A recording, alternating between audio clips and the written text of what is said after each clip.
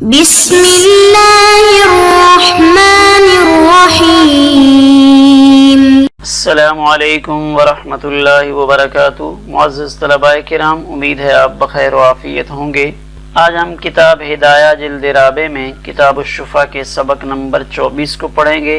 ہمارے سبق کی ابتدا قال وَإِن كَانَ قَبَضَ الثَّمَنَ کی عبارت سے ہوگی اور ہمارا سبق فی مقدار الثمن کی عبارت پہ مکمل ہوگا۔ آئیے پہلے اپنے آج کے سبق کی عبارت کو پڑھتے ہیں۔ بسم اللہ الرحمن الرحیم۔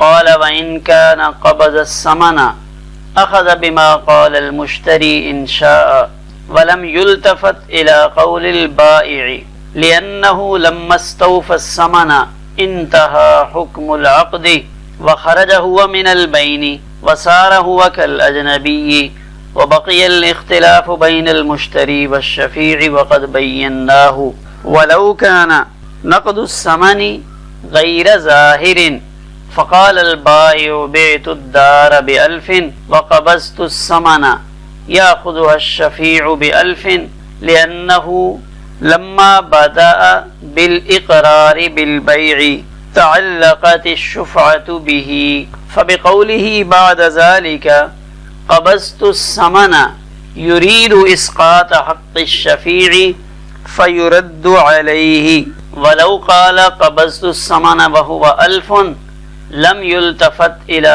قوله لأن بالأول وهو الإقرار بقبض الثمن خرج من البين وسقط اعتبار قوله في مقدار الثمن۔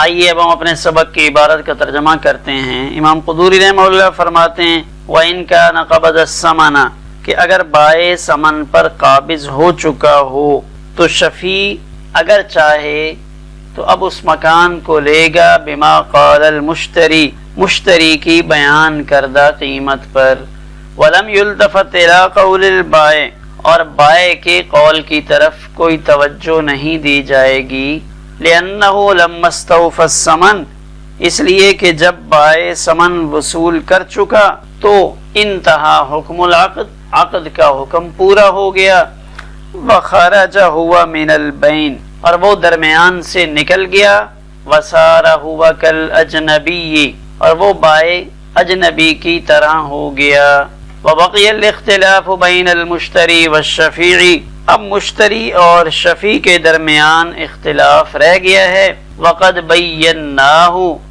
اور ہم نے اس اختلاف کو بیان کر دیا ہے وَلَوْ كَانَ نَقْدُ الثَّمَنِ غَيْرَ ظَاهِرٍ اور اگر ثمن کی ادائیگی واضح نہ ہو فَقَالَ الْبَائِعُ چنانچہ بائع یوں کہے کہ میں نے گھر 1000 کے عوض فروخت کر کے ثمن پر قبضہ کر لیا، میں نے گھر 1000 میں بیچا اور ثمن پر قبضہ کر لیا تو یاخذها الشفیع ب1000 تو شفیع اس کو 1000 کے عوض میں لے لے گا لأنه لما بدا بالاقرار بالبيع اس لیے کہ جب بائع نے اقرار بیع کے ساتھ ابتدا کی تو اس کے اقرار کے ساتھ شفا وابستہ ہو گیا فبقوله بعد ذلك تو اب اس کے بعد اس کا یہ کہنا قبضت الثمن کہ میں نے ثمن پہ قبضہ بھی کر لیا ہے یرید اسقاط حق الشفیع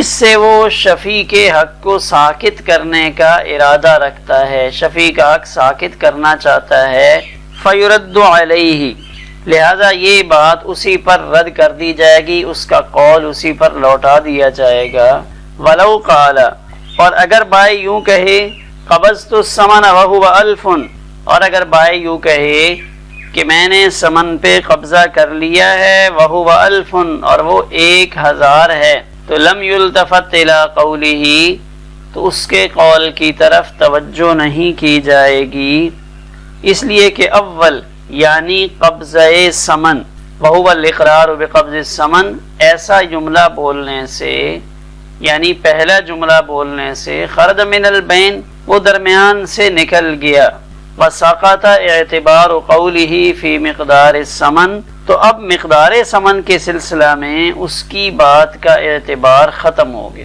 آئیے اب دیکھتے ہیں کہ ہمارے آج کے سبق میں کیا مسئلہ زیر بحث ہے۔ اب مشفوعہ مکان کی ثمن کی ادائیگی میں دو حالتیں آج کے سبق میں بیان کی گئی ہیں۔ ایک حالت یہ ہے کہ بائع نے قیمت پر قبضہ کر لیا ہے، واضح ہو گیا ہے۔ تو اب جب بائع نے قیمت پہ قبضہ کر لیا تو وہ درمیان سے نکل کر اس معاملہ میں اجنبی ہو گیا۔ اب معاملہ رہ گیا مشتری اور شفیع کا۔ بائع کی ابھی کوئی حیثیت نہیں رہی۔ بائع اگر یہاں آ کے کچھ ثمن وغیرہ بیان کرنا چاہتا ہے، قیمت بتانا چاہتا ہے، تو اب اس کی بات کی طرف کوئی توجہ نہیں کی جائے گی۔ دوسری صورت یہ ہے کہ بائع کا قیمت پر قبضہ کرنا واضح نہیں ہے۔ بائع دو طرح کے جملے بول رہا ہے، ایک ہے بعت الدار ب1000، دوسرا جملہ بولتا ہے قبضت الثمن وهو 1000۔ یہ دو جملے بولتا ہے، تو اب کیا حکم ہوگا، شفیع کیا کرے گا؟ آئیے اس کو عبارت کے اندر دیکھتے ہیں۔ قال امام قدوری رحمہ اللہ فرما رہے ہیں کہ اگر بائع نے ثمن پہ قبضہ کر لیا، اس سے پچھلے سبق میں مسئلہ یہ تھا کہ بائع نے ثمن پہ قبضہ نہیں کیا تھا، ابھی تک اس نے ثمن وصول نہیں کی تھی، تو اب ایک ثمن وہ بیان کرتا تھا، ایک مشتری بیان کرتا تھا، تو اب شفیع کے لیے وہاں صورتحال کچھ مختلف ہوتی تھی۔ لیکن اب یہاں یہ صورت بیان کر رہے ہیں کہ بائع احمد وہ ثمن پہ قبضہ کر چکا ہے، اب وہ ثمن پہ قبضہ کرنے کے بعد بیع کا حکم ختم ہو گیا، یعنی بائع احمد اور سعید مشتری کے درمیان بیع ہو رہی تھی۔ گزشتہ مسئلے میں وہ بیع ابھی تک تام نہیں تھی کیونکہ بائع نے ثمن پہ قبضہ کرنا تھا۔ یہاں بیع تام ہو چکی ہے تو بیع کا حکم ختم ہو گیا اور بائع درمیان سے نکل گیا۔ اب شفیع پابند ہے مشتری کا، اب جو ثمن مشتری نے بتانی ہے شفیع نے اسی کے مطابق لینی ہے۔ انشاء کہہ کر اختیار بتایا کہ شفیع کو اختیار ہے۔ ممکن ہے شفیع کے ذہن میں ہو کہ مکان اگر 5 لاکھ تک کا ہو تو میں لے لوں گا، لیکن سعید مشتری بتاتا ہے کہ بھائی میں نے تو یہ مکان 8 لاکھ میں خریدا ہے۔ تو اب مشتری جب یہ ثمن بتا رہا ہے تو شفیع اپنی مالیت کا جائزہ لے گا، تو انشاء اگر وہ چاہے تو مشتری کی بتائی ہوئی ثمن 8 لاکھ میں اس مکان کو لے لے۔ وَلَمْ يُلْتَفَتْ إِلَىٰ قَوْلِ الْبَائِعِ، اب اگر بائع دور کھڑے ہو کے سن رہا ہے اور بائع کہتا ہے کہ نہیں نہیں نہیں میں نے یہ مکان اس کو 5 لاکھ کا بیچا ہے، تو اب بائع کی بات کی کوئی حیثیت نہیں، وہ ایک اجنبی ہے، تو اجنبی کو یہاں مداخلت کا کوئی حق نہیں۔ لِأَنَّهُ لَمَّا اسْتَوْفَى الثَّمَنَ، جب اس نے اپنا ثمن وصول کر لیا، استوفا اپنا حق پورا وصول کر لیا، تو انتہا حکم العقد، بیع کا حکم ختم ہو گیا۔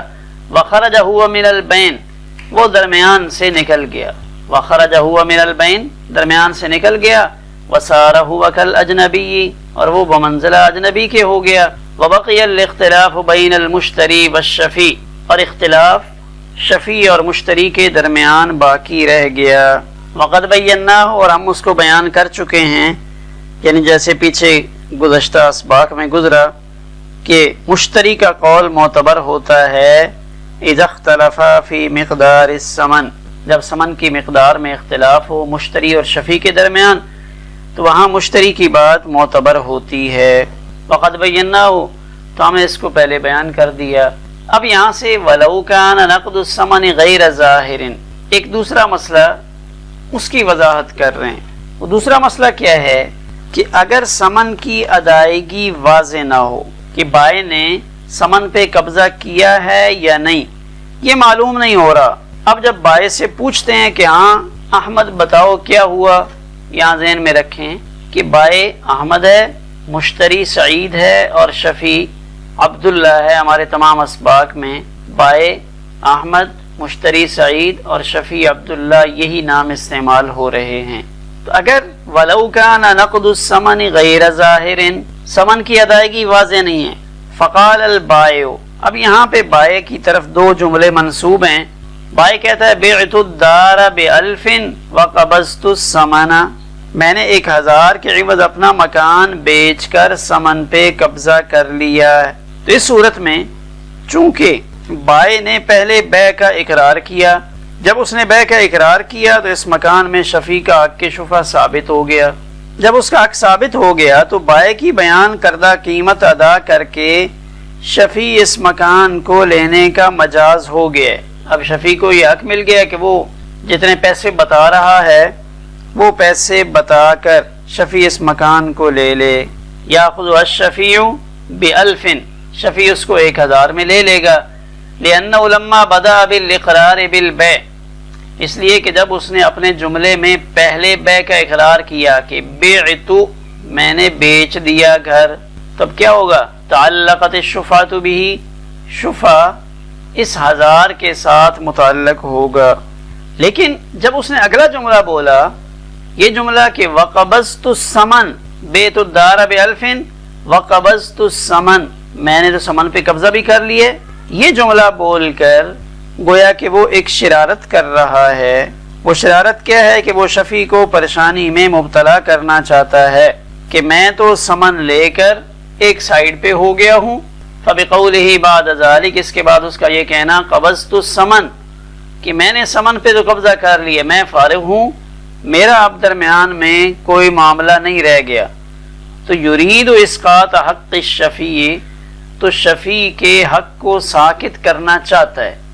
فیرد علیہ، لہذا اس کی بات اس پر رد کر دی جائے گی۔ گویا کہ وہ یہ کہنا چاہتا ہے کہ میں تو درمیان سے نکل گیا ہوں، اب آپ مشتری کے پاس جاؤ اور اس سے الجھو، اس کے ساتھ جھگڑا کرو۔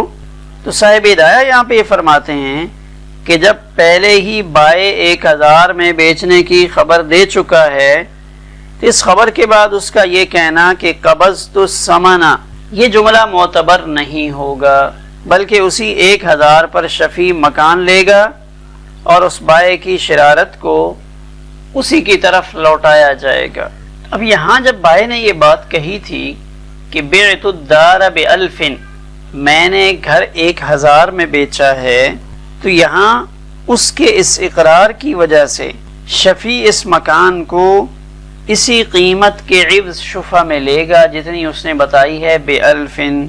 اب یہاں اگرچہ اس کا خریدار یعنی مشتری اس سے اختلاف کرے، مشتری اگر کہتا ہے کہ نہیں اس نے تو یہ مکان مجھے 1000 نہیں 2000 میں بیچا ہے، تو یہاں بائع کے اقرار کی وجہ سے یہ مکان 1000 میں ہی شفیع لے گا۔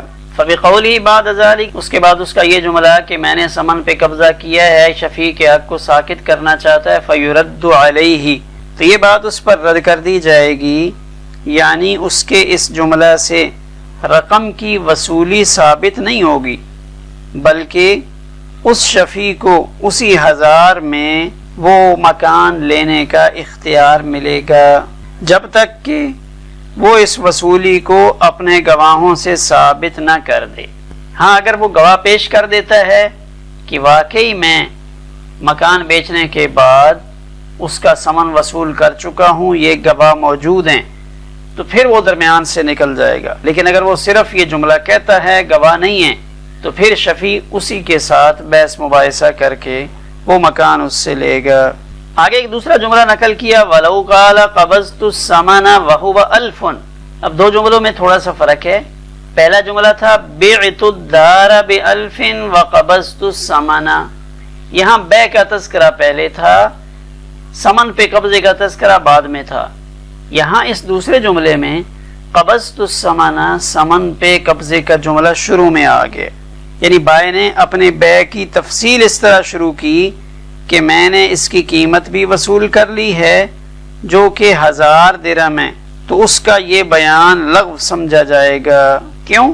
اس لیے کہ جب اس نے لأن بالأول وهو الإقرار بقبض الثمن، جب اس نے پہلا جملہ بولا قبضت الثمن کہ میں تو ثمن پہ قبضہ کر چکا ہوں اور وہ ثمن 1000 روپیہ ہے، تو اس اقرار سے وہ اس معاملہ سے نکل کر اجنبی بن گیا، اس لیے اس کے بعد اس کا اقرار کہ وہ 1000 درہم ہے، اس کا اعتبار ہی ختم ہو گیا۔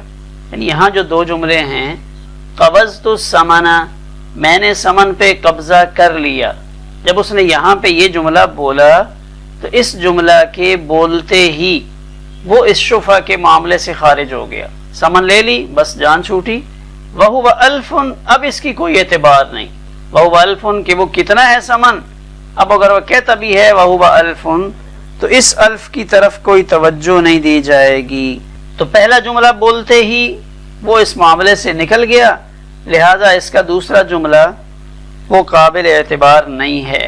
لم یلتفت الی قولہ، اب اس کے اس قول کی طرف کوئی توجہ نہیں دی جائے گی. لأن بالاول، اس لیے کہ پہلا جملے کا پہلا حصہ وہو الاقرار بقبض الثمن، ثمن پہ قبضے کا اقرار یعنی قبضت الثمن، پہلے جملے سے ہی خرج من البین، وہ درمیان سے نکل گیا.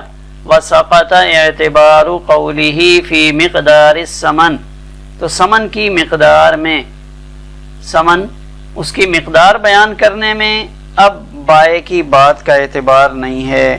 اس لیے یہ شفیع اب اس مکان کو اس مقدار کے عوض میں لے سکتا ہے جو مشتری بیان کرے. اب جو ثمن مشتری بیان کرے گا شفیع اس کے مطابق لے گا اگر لینا چاہے.